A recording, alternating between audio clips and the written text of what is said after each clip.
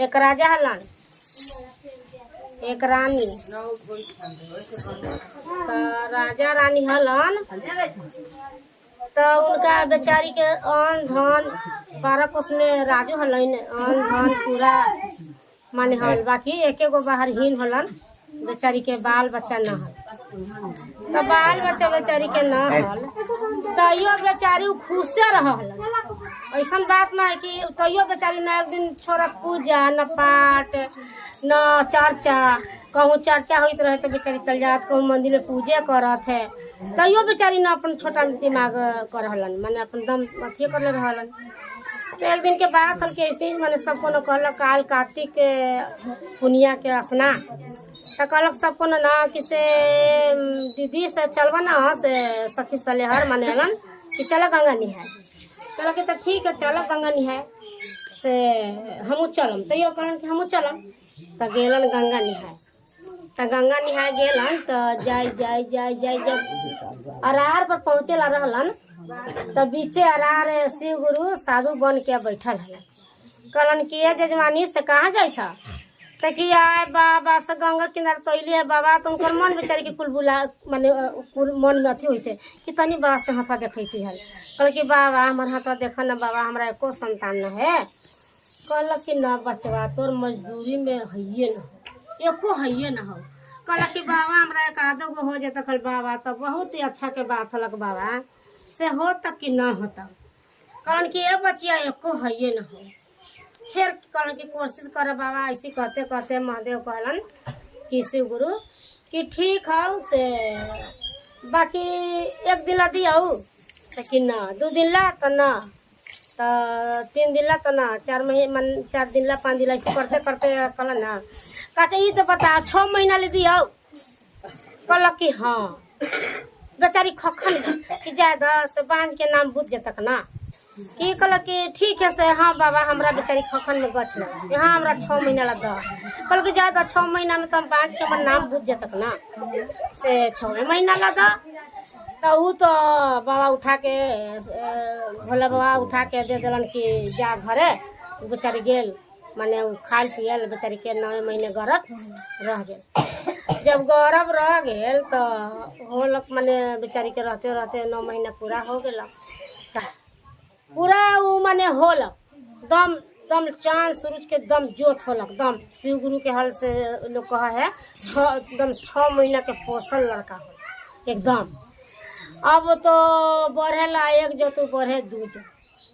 ऐसे ही करते करते करते करते माने पूरा उनका ही माने रहते रहते 6 महीना हो गए पूरा। 6 महीना हो गए तो 6 महीना के बाद कहलन भोला जी कहलन शिव गुरु ब्रह्मा विष्णु जी कहलन कि अरे से जो से ओकरा 6 महीना ना न देली हल से जो 6 महीना ला हो गलक 6 महीना हो गलक से जो लड़का लिया जाके। तो कहलक महाराज अथी कहलक अथिया जम कहलक कि ठीक है जमराज है। कहलक कि ठीक है से हम जाई थी वहाँ से अयलक तो देखी थे कि तेल उल लगावल है काजे जो कैल है आ सोना के ढुलुआ पर ढुली थे। अब तो जमुआ देखलक कि न अब तो ओकर हिम्मत न करे थे कि इतना बाप रे लगी थे कि साल भर के लड़का है और मोहाइल है कि कैसे ये जितना सुंदर चांद सूरज के जो थे लड़का कैसे हम ले जाए। ये बात सोची थे। वो बेचारा मुरू छो के वहाँ से लौट के चल गया। कहलक कि ना ना ना ना से गोर लगी थी बाबा से हमरा से ये सब काम न होता से बाप रे बाप सोना के ढुलुआ पर ढुली थी काजल कैल सब लगी थी कि साल भर के लड़का है पोसल एकदम से। हुआ से का होल कि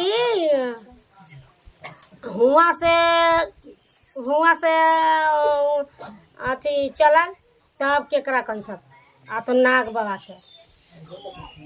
के कही सब नगिनिया के कि सब तोरा से होता हूँ से तो जमराज चले लग घूम के तू जो। कहल कि ठीक है हम जाती हम तो डांस के चले ठीक है गेलक हो तो ओहो गेलक तो ओकरो हिम्मत न करी थे। कहल कि कैसे हम डांस न हमरा मारे थे। देख सांप चाहे बिच्छी चाहे कनगोजर चाहे चूटी एगो धंगाए तबे काट हटवनो है तो धंगाई तबे काट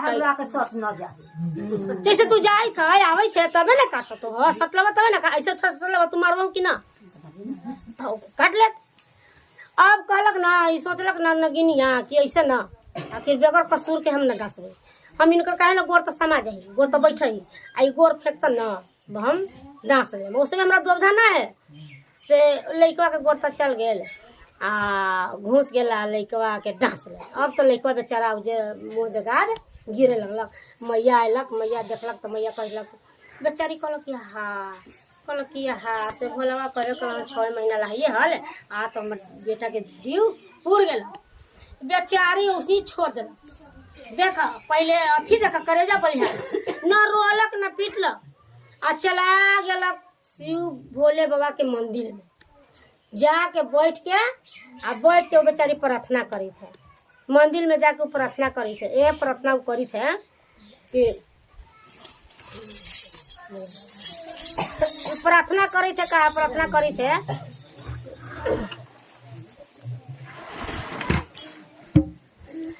अरे गैया के दूधवाए शिवा गुरु घरे घरे गीता का आया रे अरे भैंसिया के दूधवाए शिवा गुरु घरे घरे गीता का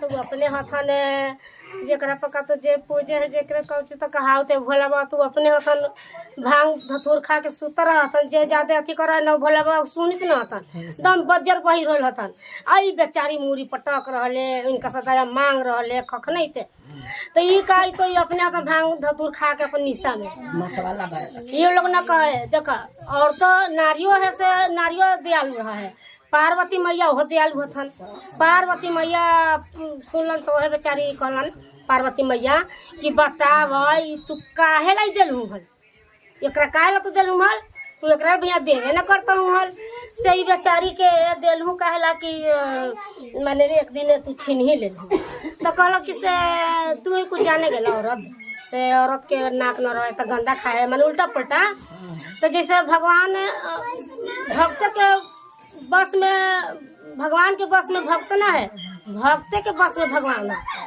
अब नारी है तो बेटा है पुतोहे है तो अब जे बेटवा कहते सही ना सुनबा बेटवा कहता कि मैया के न खाए दे मैया के अलगे कर दे तो कहता कि ना माँ हमारा के ना होता कि मेरा हम मेहरानू कहता कि ना तो हम तो जहर खा के मरता तब तो डर ही कहबा कि ना ना ना ना तुरंत मैया करके कर देबा तुरंत ही कर देबा।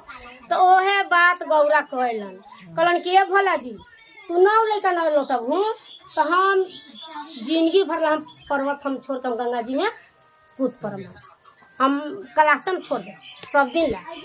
कहलन भोला जी कैसन गौरा ला तप कर लिहल बाप रे इतना दिन तप कर लिहल 13 बरिस माने तप कर लिहल तो गौरा पैली है अबरी हम जब अथी हो जाम तो मिलबो न करतन गौरा ऐसा गौरा से हमरा भेंटो न होता। कहलन कि ठीक है से बात मानलन कहलन कि ठीक है तो उनका हम लौटाई थी वहे माने लौटलन प्राण तो प्राण लौटलन तो लड़का रोवे लगल तो लड़का रोवे लगल तो मारे सखी सलेहर कहीं गेल माने घूमी दे तो देखी लड़का रोई थे तब गल कहाँ गेल थी भाई मौगी कहाँ गेल है तब मंदिर में गेल तो देखी तो मंदिर में कि बेचारी माने रो रहे भोला बस दया मांग रहे अपन खखन रहे कहला क्या है से तू हियाँ लैकवा छोड़ के से तोर लैकवा हमार रोई तो गोर हाथ फेंक फेंक के ताकि है सु मजाक तू करेला है से हमर लैकवा मर गेल थे ताकि आई मौगी धलक हाथ आ कहलक कि चलत तो अयलक तो देखी थी कि सच्चे में लैकवा खेली से तो हुआ के बेचारी उठैलक आ उठा के अपना कहलक कि उठा के अपना पूरा खुश हो गया आ खुश होके आ कहलक कि भोले बाबा सबके आशीर्वाद एहे दिया भोले बाबा ए महादेव हर हर महादेव एहे दिया एहे तू दया दिया महादेव एहे दिया सबके भाई के बहन के गुरु के सबके तू टोला महल्ला इहे तू दिया लौटी गेले तब पूरा अपना खुशी मंगन में अपना हो गेल।